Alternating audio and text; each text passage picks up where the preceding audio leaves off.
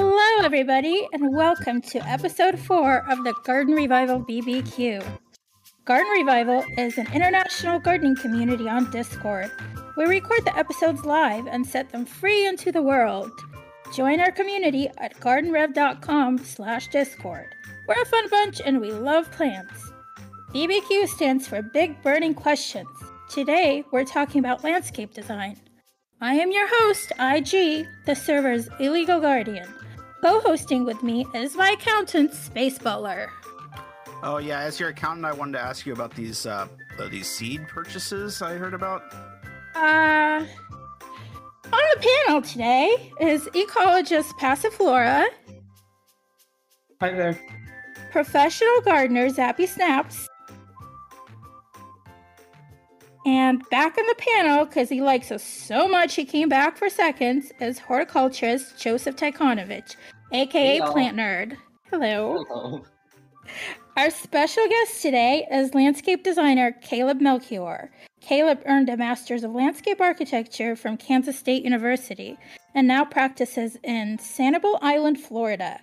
He has worked with famed garden designer P. Allen Smith and has been featured in national and international publications such as The American Gardener, Horticulture, and Land 8. Welcome, Caleb. Thanks for coming on our show. Hi, IG. Thank you for that really lovely introduction. I appreciate it.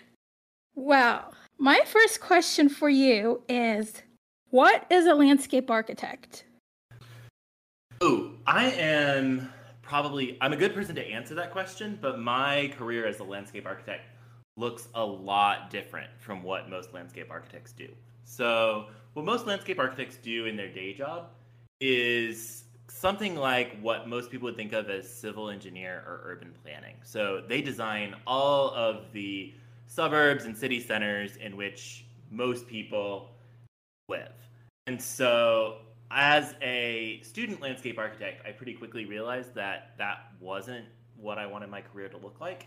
So in my career, I've really focused on planting design and more site scale, kind of planting and ecology type of work, because that's what I find the most fun and engaging. So I work with a really cool little studio on Sanibel Island called Coastal Vista Design, and we do some residential garden design, but then we also create public spaces throughout Southwest Florida and the Caribbean. So one of my favorite projects right now that I'm working on is the second phase of planting for a botanical garden on Grand Bahama. So Wow. Really exciting. That sounds like a fun trip. Oh, absolutely. We're going in about a month, and I can't wait. Oh, nice. I would love to see pictures of that. I'm sure you'll be posting them to Instagram. Yes, I will. And I don't know, you can tell people about how they can access. I have put a couple of photos of some of our work and some maps of where I'm living and working on the Caleb's presentation channel. So they can take a look at that when we're done talking. And you're the _curious_gardener on Instagram, correct? That's correct. Yeah, it's the same as it is on my avatar right now. So it should All be right, pretty easy to great. find. All right. I also wanted to ask you, what is the difference between a landscape architect and a landscape designer? So in the United States, landscape architects are required to have fulfilled 3 different aspects of education. They have to have education, so you have to have gone to a landscape architecture program that's accredited. They have to have some kind of professional experience. And then you have to take a series of 4 or 5 tests, depending on where you work in the United States. And those cover things like drainage, public health and safety, it's all the engineering aspects of landscape design. It actually, those tests don't include anything about plants or ecology. So if you're looking at hiring a landscape architect, it's someone who's really trained in the technical things about structure and drainage and vehicular circulation and all of those kinds of things. Landscape designers tend to be a lot more on the residential and smaller scale and plant focused side. And so I think if that's kind of really what's driving your interest, that for most people, landscape designer would be probably a better choice. And there are a couple of landscape design actual university programs in the United States. I don't know that much about landscape design programs internationally, But a lot of people that end up doing landscape design end up getting a horticulture degree or an ecology degree, something like that.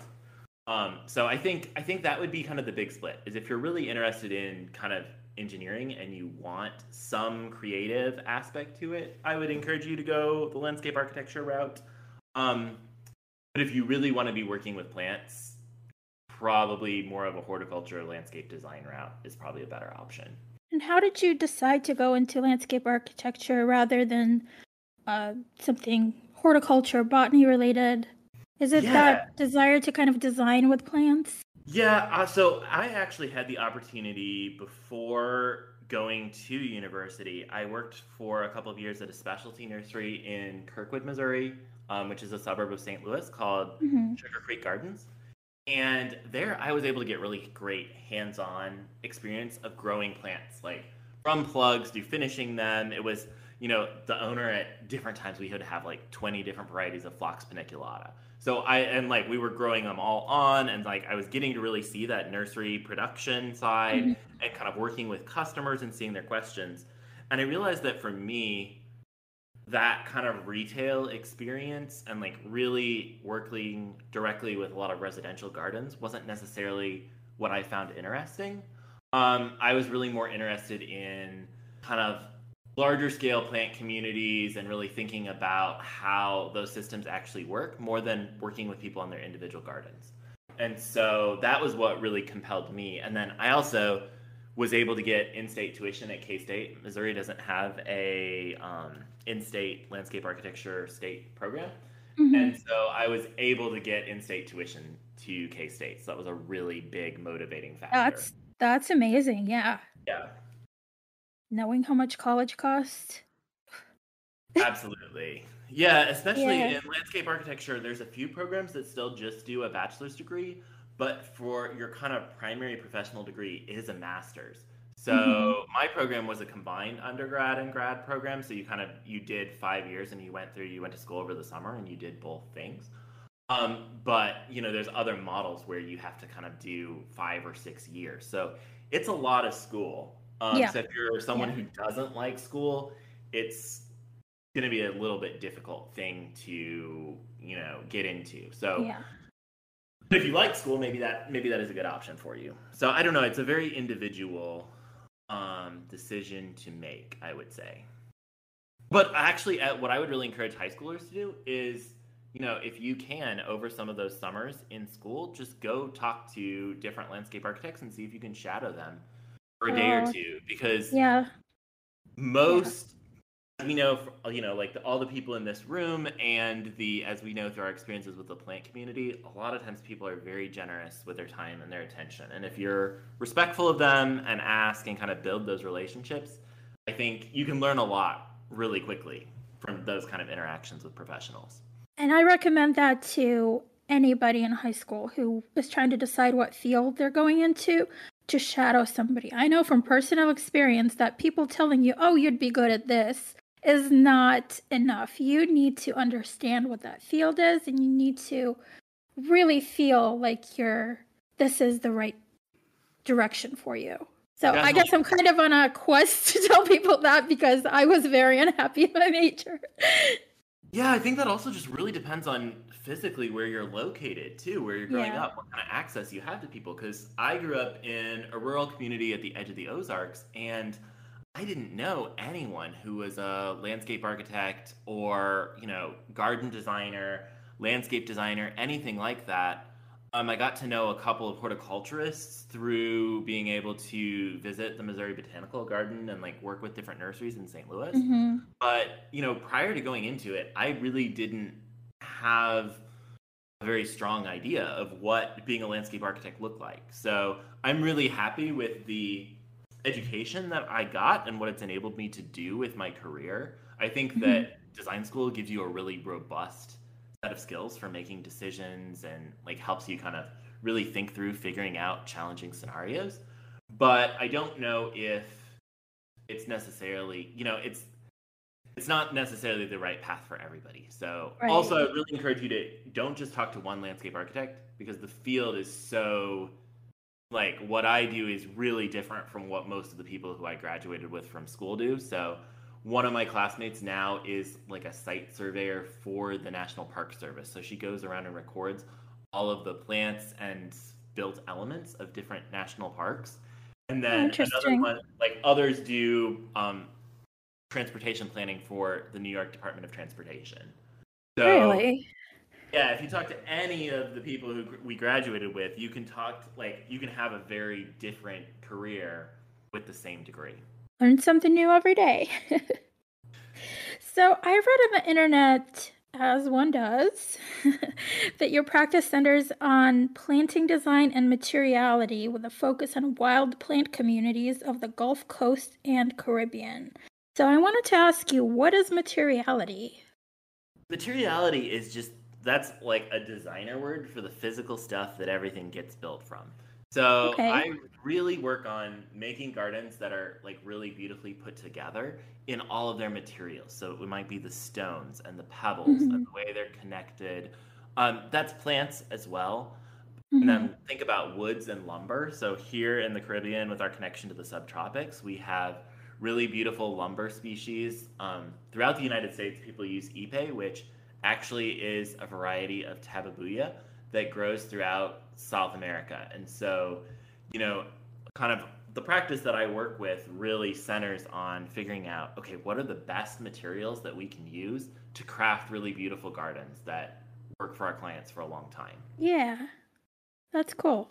I really like it. Like, it's a cool connection. Like, for me, the exciting thing about design is the connection to places, people, and other beings, especially plants. And to me, that's like the exciting part is like, when you can work with a craftsperson who's like the best steel welder that you can find in your local area, and then you collaborate with them to create something really beautiful.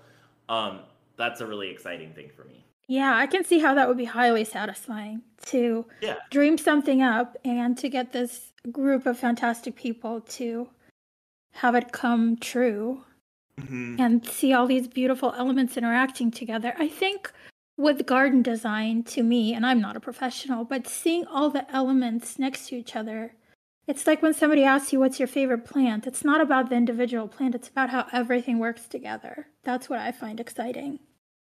Yeah, definitely. And then the other part of that is working with wild plant communities. What does that mean to create a plant community? Yeah, so something that, in the history of people interacting with plants in different ways, like there's this really long history of different groups of people who have had really varied different types of relationships to plants, right? So first peoples across the world used plants because that was a big component of the materials that they had, and they managed them in really different ways. And then through the kind of the Industrial Revolution and colonization, we developed this gardening tradition that's really very often about trying to grow things that aren't necessarily fit to the environments in which we currently live, right? So all of us have our little plant collector side, right? Where there's something we absolutely want to grow. That some more than others, right, Joseph? Yes.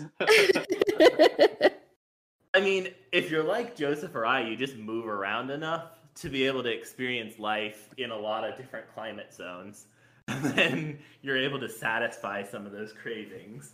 But for me, as a professional, like, of course, I have my collection of stuff that doesn't want to grow here, that I have in pots. But as a professional designer, I really want to work with the existing sites as much as possible and create plant communities that work together with minimal effort and can kind of sustain themselves. So I'm creating work that's kind of similar to what ecologists do. And so that requires me to really look at plant communities and what are all of the forces that shape how they grow and what those plants look like. So all of the plants that we use have physical traits that are in response to different things, right? So, plants that grow in hot, dry conditions often have silvery leaves, right? And also each of those things doesn't just, in nature, they don't just occur for no reason. They're all responses to different evolutionary forces.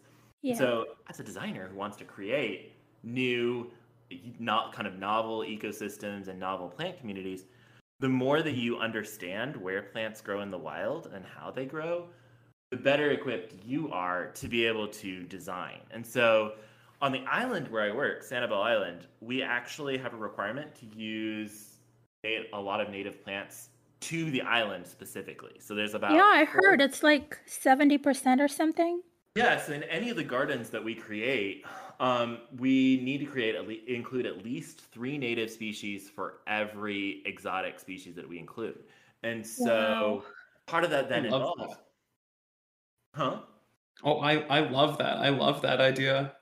It's one of the most progressive native plant ordinances in the United States. And so as a designer, it's really like it creates a great situation for me, right? Because I have to go out there and map all of the existing species and all the existing plant communities and document them all, and then show how we're going to preserve them through the course of design. But then it also involves a lot of education, because that's something that realtors don't tell people when they're purchasing properties on the island. So you have people who are coming from all over the United States, and they come and they buy a property, and they are thinking that they're going to get some kind of a Hawaiian-looking, like, lush tropical garden.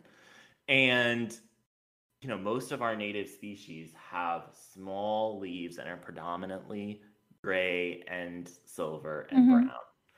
And so it's continually navigating that the kind of challenge between what our native ecosystems are and what people's kind of expectations for those gardens might be. So the way that we do that a lot of times is that we use kind of plants with really big and showy flowers right around people's front doors and the things that they see every day. And then we create most of the rest of their landscape as something that blends more into their surroundings. And really works with the native species and creates that structure. So that way we're kind of getting a little bit of the best of both. And of course, we're not using anything that is exotic invasives and wouldn't be appropriate for the ecosystem. We're using things that kind of, through horticulture over the last 100 years or so, have kind of been demonstrated not to be overtaking native ecosystems. So it's a really great context in which to design. But you don't find it restrictive? Personally, I find it like a fun challenge. It's more like a puzzle, but some designers really like react badly to it, and it's more about managing. I think I would be one of those, to be honest. What are the reasons for the restrictiveness? Is it use of water and supporting native pollinators? So it's kind of a combination. It's really that, we live on this barrier island. And it was in the early 90s, it was set aside as a sanctuary island that's supposed to be primarily designated for ecological and environmental purposes. Okay. So well, that makes sense. Part of the island is set aside as ecological preserve. I think it's not part of the Mississippi Flyway. It's actually weird. For Florida, we're actually a really low plant species diversity area because we're a barrier island. So it is sand, it's really high disturbance, it's a lot of sea oats and dune vegetation. Historically, the island burnt every, 5 to 10 years through a lightning strike until it was developed. Wow. So it was primarily grasslands, and now it's actually parts of it are converting to tropical hardwood, which is kind of like a historical anomaly that's only occurring because the site's developed. So it's a really interesting and strange situation from an ecological perspective. It makes it a really fruitful and place to be a designer, for sure. So what do you grow at home? Do you have a garden, or is that a part of your life you leave at work? So at the moment, usually I have a porch garden of some sort. I have a really bad water access situation at my current apartment, and so I managed to kill most of the plants that I had in pots. I do have a display garden out front of my interesting things I want. And right now I'm really focusing on trying to find good pollinator species that are both physically attractive, and then also, like, one of my aesthetic goals is always to get as much movement anytime possible. So I like things that, like, move a lot in the wind and are really kind of billowy and have that more naturalistic feel than something that's, like, squat and like I have a couple of our, like, older penta species that have reverted from over time. So they're no longer 12 inches tall, they're now like 30 inches tall, and the flowers are on these wonderful, long, windy stems. Yeah. So I have a bunch of stuff like that growing out front of our office. And then it's fun, too, because we can look out the window and see, all kinds of bees, pollinator species out front. Mm-hmm. I'm not a fan of the trend of plants being developed to be squat. I love the tall plants because even if you don't have a lot of space, you can still go up. Yeah, definitely. I think there's this kind of, in landscape architecture, we talk a lot about the idea of what's called cues to care. So those are physical traits that people look for in their environment that signal that other humans have been there or are somehow involved with a landscape. And so those involve things that you kind of don't see a lot in wild plant communities. So it's like things that are clipped into specific heights, or things that are really squat, or things that have a lot of colorful flowers for a long time, or really physically large flowers. And those are things that people, kind of the general public tend to find really attractive about landscapes. And so I think part of our job as designers is to be a psychologist. Oh, absolutely. A mind reader is a better, some kind of parapsychology or supernatural ability would be the ideal situation. But yes, you're always trying to tease out not only what are the surface things that people are asking for, but what are the kind of their lower motivations. So a lot of times we'll have people who say, I like this or I like that, and they aren't designers, so they don't have the vocabulary to tell you this is what I actually want. But very often our clients are looking to show through their landscapes that they are, exerting care or control or somehow displaying that they're a good person and a good part of their neighborhood. And so your job is to basically create a landscape that still fulfills its ecological functions and has that structure for all the critters that use our island, but also, helps nod towards their aesthetic vision. So sometimes that can be as easy as choosing species around the edges that don't grow super tall and then letting things get taller as they kind of fade back into the landscape. That can be a really good strategy. Or including just a couple of things that have really big flowers amidst plants that have smaller leaves or that are more attractive to our native critters. So I don't know, there's all kinds of different ways around it, and you're going to make mistakes, but at the end of the day, somebody else is paying for what you're doing. So you hopefully don't mess up too bad, and you figure out a solution if things haven't gone well. I think it's always hard for a designer in any field of design to balance what they feel is the right thing to do with what the client wants. And I think it's difficult to talk. I think on both sides, as a client and as the professional, it's hard to communicate.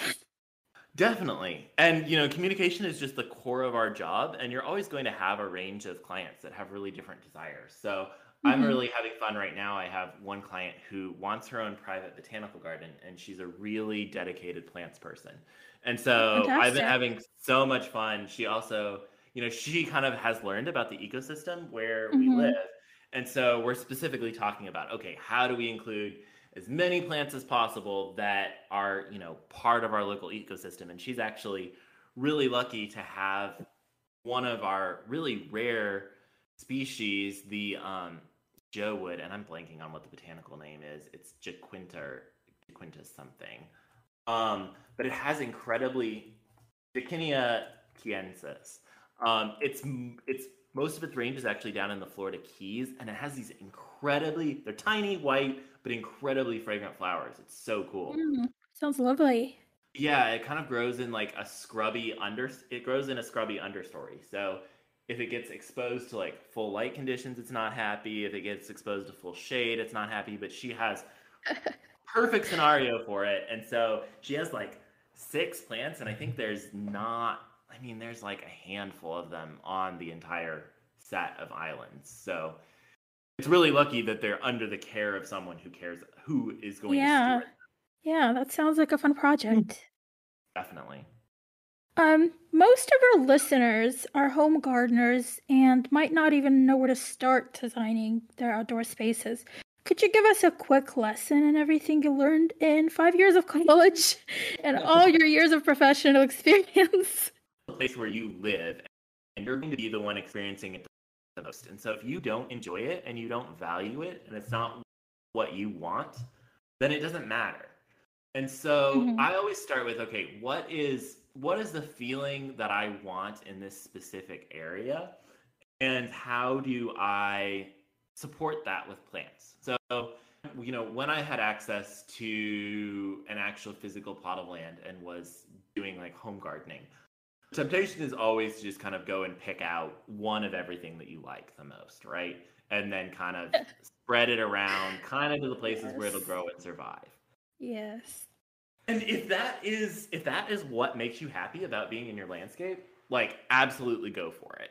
But I think that if you're trying to, think about the other people who are going to use your garden, I think I really start with, okay, do I want to feel like serene in this space? Do I want to, like, what do I like about the space already? And what do I want to enhance about it? Or how do I want to completely change it? So, because I work on a barrier island, a lot of my clients have properties that face onto the ocean, which you want to celebrate that view, right? So you want to frame it from specific spots. So a lot of times if they have a beachfront property, that's one of the primary things that we're working with. They're coming here specifically because they want to access the water. So if you're a home gardener, maybe you don't have an access to a water view, but maybe you have a tree that you really like. And so think about in your design, how are you going to celebrate that tree? So maybe if you have a really beautiful tree that you like, instead of crowding it with other new trees like slammed around it, you want to give it some space and like maybe you leave like an area of kind of somewhat untended lawn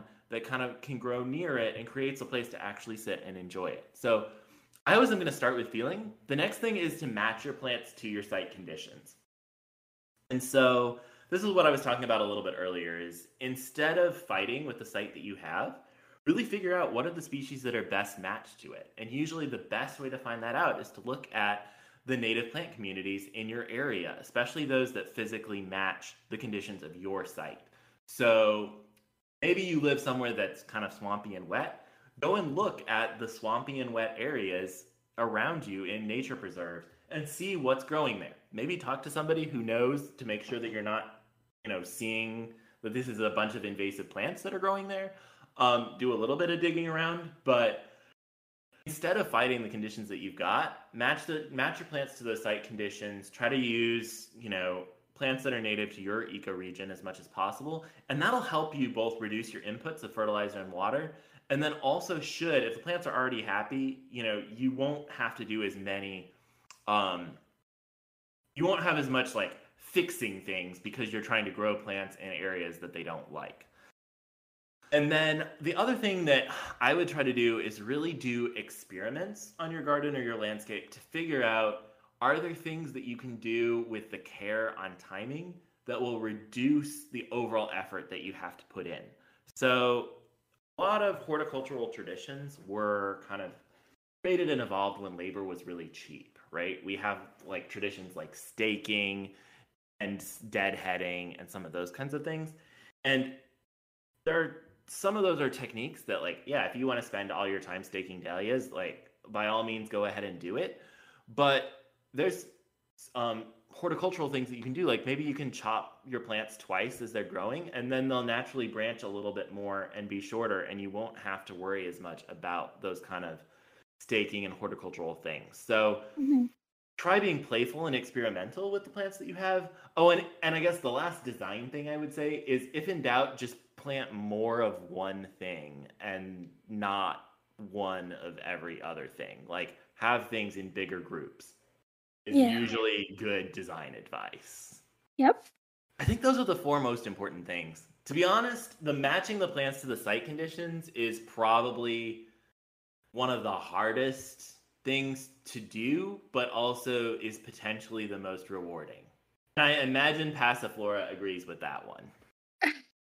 Oh, yeah. Except Passiflora has a bunch of very non-native stuff in his home. Yeah, I've got a pile of it, I'm not going to lie. I mean, yeah, but the other thing I think that you have to think about in context is, like, most of us who care about plants are, over the course of our lives and our careers, especially if you're working in horticulture, you're just wanting to have a net positive impact. And so 100%. if if it makes sense, in some, like one of the gardens that I show that we actually just finished yesterday is a temporary show garden for a wedding. It has 120 Phalaenopsis orchids that are placed through it. Those orchids are doing nothing for the ecosystem, but they look amazing for the next They do. month. They And look so, beautiful. if doing that kind of orchid display got us to get this owner to restore their dune and to include a lot more native shrubs and to like create this overall landscape that's really functioning and is creating really beautiful experiences for them in the long term, it's worth it to have those things that are more ridiculous. Like I don't know that it's useful to try to tell anyone that you have to be kind of Puritan in some way. Because at the end of the day, we're choosing to do this as an activity. Like, it should be fun and it should be engaging. Do you think about design principles like how to combine color, shape, texture, all those things? Do those play a large role in your design? Yeah, definitely. But I don't have 5 years to tell you about them. But I think the thing that I mainly think about, it comes back to that first idea that I talked about, where supporting a feeling. The first thing that you want to do is try to really think about how your spaces are organized. And so, trying to create different, say you have, some kind of a standard house on a lot. That's going to kind of start to divide your space up into like a front yard, a backyard, and side yards, right? So really take a look at each of those kind of areas and go, okay, is this the sunny one? I want to enhance the sunny characteristics of this area. And so then maybe you keep it, if it's a sunny area already, maybe you keep it as an open space. Or maybe you're like me and any shade, like you could live under a tree canopy all the time and never have to see the sun. That's my ideal. I think in Florida that makes a lot of sense. Yeah, no, I've made, choices have been made. But anyway, the maybe you don't want, so in that case you would want to change your front yard. You want to plant trees into it and get that canopy in there as soon as possible. So all the physical things that you're doing are in order to support the feeling that you want to have. And so I think to create some kind of sense of organization and order is typically a good idea. And some of that can just mean choosing specific areas that are garden beds and letting certain plants get really big and fit their mature size, and having other areas where you really mess around and experiment. But then all the things about, color and fragrance and arranging things in specific orders, like that to me feels like the more you just look at Instagram, watch YouTube, look at Pinterest, go to gardens, see what you like, and replicate the things that you like and don't do the things you don't like. That is basically what design school is you just try things through drawing over and over and over again until you kind of figure out what you like and what you don't and what works. So yeah, something that used to be said a lot in design school for me, and I went to industrial design school. It was we don't design in a vacuum. Yeah. You gotta learn so much. It's basically being a sponge and taking in everything. And most of the learning is just being that sponge. And I really didn't learn most things until after graduation, because I really learned to be the sponge during that time. Yeah, absolutely. And I think that's one of the really big, like, that to me is a really big advantage of the way that landscape architecture is taught, is that you're really taught to have the knowledge of all these different disciplines, right? Because we have to learn from ecologists about the wild plant communities, and we have to learn from hydrologists about how water moves across the site, and you have to learn from soil scientists about how the underlying bedrock, changes the soil composition. And so as a landscape architect, you're never going to be the expert on a specific type of thing, but you kind of have this generalist knowledge of how things fit together, and mostly know when to call in, someone who knows more than you. So especially since I have so many plant nerd friends, all of them, there's always going to be someone who knows more about certain plants than me. But I do, because of the places I've worked, I have a really wide knowledge of different plants for a lot of regions. Mm-hmm. All right, should we get to our audience questions now, Space Butler?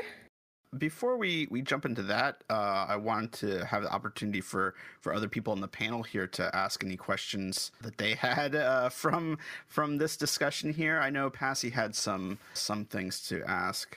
Yeah, I guess as far as like, for people who do want to kind of move into this, or they might want to consider doing something like this for themselves, right? What are like some really common mistakes you see people making?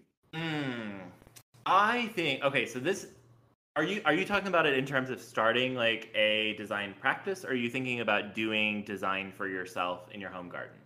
If they wanted to do design for themselves in their home garden. So the really big advantage that home gardeners have over professional designers is that you have the advantage of time, right? And you can see your property at different times of the day, at different times of the night. You don't, as a landscape architect, I work really close to most of the jobs that I do. And so I can often stop by, 2 or 3 times for 45 minutes to an hour before doing a design for the site. And so also, as a professional designer, I've looked at a lot of different sites and I know what works and what doesn't. As a home gardener, you can get to know your specific landscape really well. And so I would encourage most people to kind of, you may have some, initial annual planting that you want to do for a while. But really that first year, especially that you're living somewhere, really pay attention to it and make like a habit of spending, maybe, every weekend that you have to spend at least an hour in a chair in different parts of your yard to really be able to observe it and understand what's going on. Because the thing you don't want to do is plant a bunch of really big trees and 5 years from now be, number one, sad because you like all these trees and you've seen them grow up and you've paid care and attention to them and now they're all too big. That's kind of trying to put too many big things in too small of a space is probably the number one thing that I see, home gardeners struggling with, and not It's hard to have faith in the maximum size of a plant, but they often surprise you by getting even bigger than the maximum size when they're happy. Absolutely. Definitely. And this is depressing. Time goes by more quickly than you think it will. Yes. So, yes. That tree is going to reach its, 5 or 10 or 15 foot height, much faster than you ever thought it would when it was a seedling that you borrowed off someone at a Portland plant sale. That's very specific. Is there a backstory to that? I have just been in some friends' gardens, and it's like, oh yeah, I got this from such and such person, and now it's 25 feet tall, and I can't cut it down because there's only 3 of it in the world. And it's well, you should have thought of that before you put it there.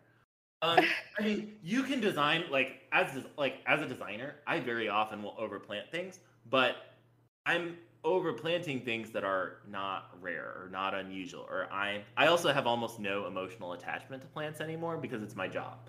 So I can walk in and say, cut down half of the trees on this site and have absolutely no, emotional attachment to them. And you're going to really struggle with that as a home gardener if it's what you've kind of taken care of.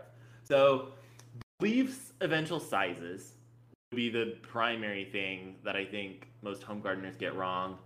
I mean, I don't know. I think being too didactic about your home garden is kind of the other big problem that I see people fall into. We all go through different enthusiasms with different plants and different things, but just relax a lot about it a little bit. Have fun with it. Yeah. I mean, that's why you're doing it, especially if you're a home gardener. No one's paying you to do this, so you better be having fun. Fair. And the way I think of landscape design is actually it's 4D design. You're designing in this 3D space, but it also changes over time.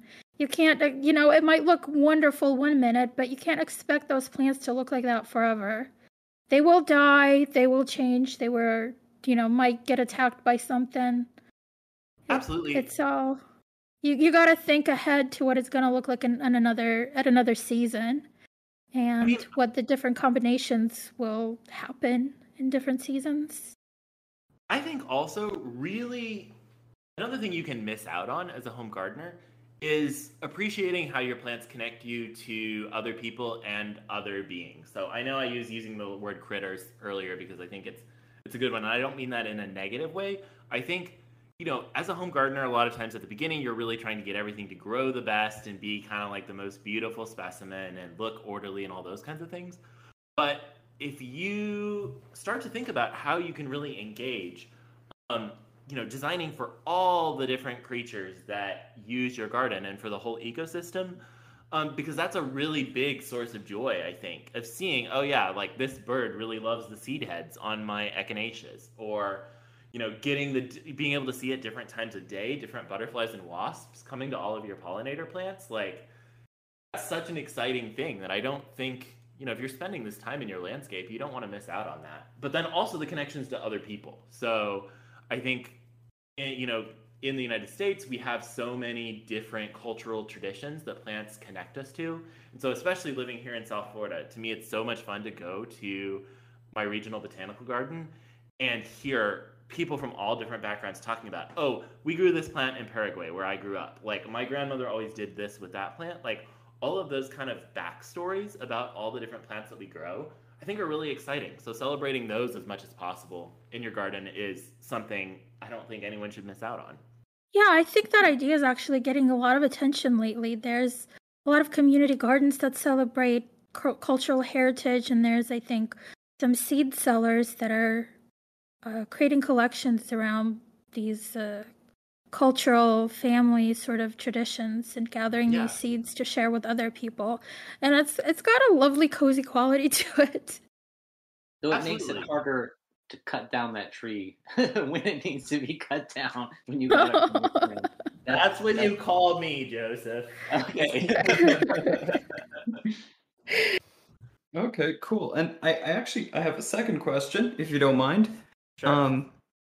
What's something that, like, right now it's so straightforward to you, and like you think about this constantly whenever you're doing landscape architecture and design, and it's something that it's so intuitive to you now, but like you didn't know at the beginning, and like you wish that somebody just sat you down and was like, hey, listen, you just got to do this,